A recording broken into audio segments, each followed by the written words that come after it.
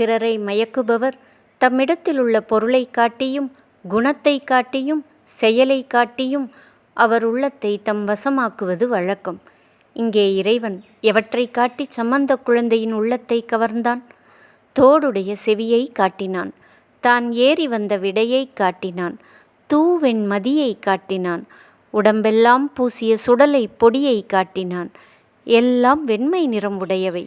குழந்தை இறைவன் காட்டிய கோலத்தில் உள்ள மற்றவற்றை பின்னாலே நினைத்து நினைத்து புகழப் போகிறது. ஆனால் முதலாக நினைவுக்கு வருபவை இந்த வெண்மை நிறம் பெற்ற பொருள்களே. தூய சத்துவ குணத்தை நினைப்பிக்கும் வண்ணத்தை உடையவைகளே அப்பெருமானுடைய உள்ளத்தை முதலாக கொள்ளை கொண்டன.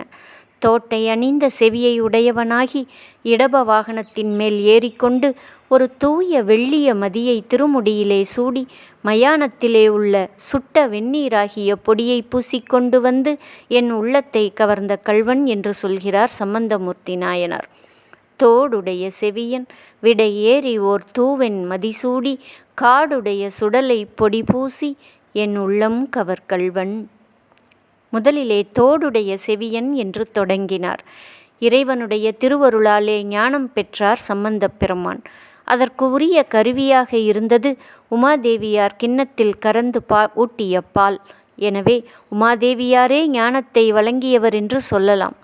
யார் பால் கொடுத்தார் என்று கேட்ட வினாவுக்கு இறைவன் என்று சொல்வது முறையாகுமா?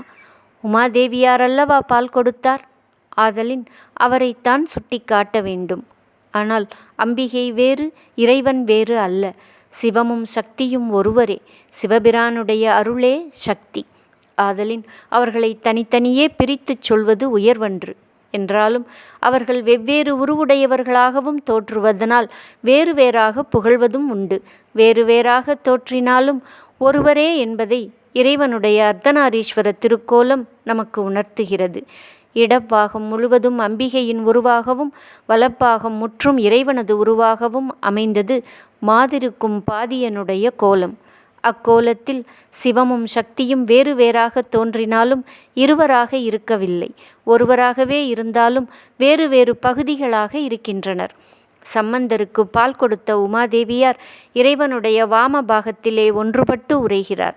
அவரை தனியே பிரித்து நினைக்க மனம் வரவில்லை. ஆனாலும் அவரைத்தான் முதலில் நினைக்க வேண்டுமென்று தோன்றியது. மாதிருக்கும் பாதியனாகிய திருக்கோலத்தில் இறைவனுடைய இடப்பாகம் அம்பிகையின் பாகம். அந்த பகுதியில் இடது செவியில் தோடு இருக்கிறது, மற்றொரு பகுதியில் குழை இருக்கிறது. தோலும் துகிலும் குழையும் சுருள் தோடும் என்று மாணிக்கவாசகர் அந்த தொன்மை கோலத்தை பாடுகிறார். இறைவியை தனியே நினைக்காமல் இறைவனோடு ஒன்றுபட்டு நினைக்க வேண்டுமென்றால் அர்த்தநாரீஸ்வரருடைய வாமபாகத்தை நினைக்க வேண்டும். ஞானசம்பந்தர் அப்படித்தான் செய்கிறார். எடுத்தவுடன் தோடுடைய செவியன் என்று தொடங்குகிறார். தோடுடைய என்றதனால் அம்பிகையை நினைத்தாகிறது. செவியள் என்று சொல்லாமல் செவியன் என்று சொன்னதனால் அவ்வம்பிகை இறைவனோடு ஒன்றியவள் என்பதை கூறியதாகிறது. எனவே அம்பிகையின் பகுதியை நினைப்பதனால் நன்றியறிவும் இறைவனோடு ஒன்றாக வைத்து நினைப்பதனால் உண்மை உணர்வும் உடையவர் என்பதை சம்பந்தப் பெருமான் புலப்படுத்தி கொண்டார்.